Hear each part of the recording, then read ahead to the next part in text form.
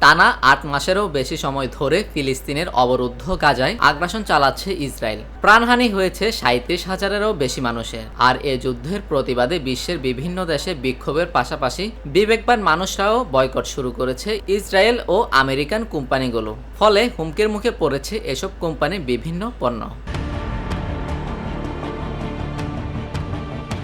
এবার এই ইস্যুতে বিশ্বের অনেক দেশেই কোমল পানীয় ব্র্যান্ড কোকা-কোলা বয়কটের ডাক দেওয়া হচ্ছে। আর এবার সেই বয়কটের ডাক ছড়িয়ে পড়ল উত্তর আফ্রিকার দেশ মরক্কোতেও।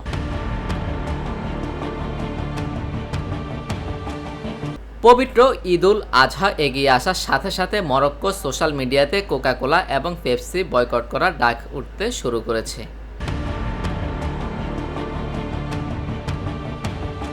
গাজায় চলমান যুদ্ধে ইসরায়েলের প্রতি এই কোম্পানিগুলোর কথিত সমর্থনের কথা উল্লেখ করে এই ডাক দেয়া হচ্ছে। কেউ কেউ অবশ্য কোমল পানীয়ের পরিবর্তে প্রাকৃতিক জুস বা মরক্কোর তৈরি পানীয় বেছে নেওয়ার পরামর্শ দিচ্ছেন। মরক্কান নাগরিকদের মধ্যে উল্লেখযোগ্য সংখ্যক মানুষ কোমল পানীয় সেক্টরে কাজ করে এবং এই পানীয় বিক্রি উল্লেখযোগ্যভাবে কমে গেলে তাদের চাকরি হারাতে হতে পারে।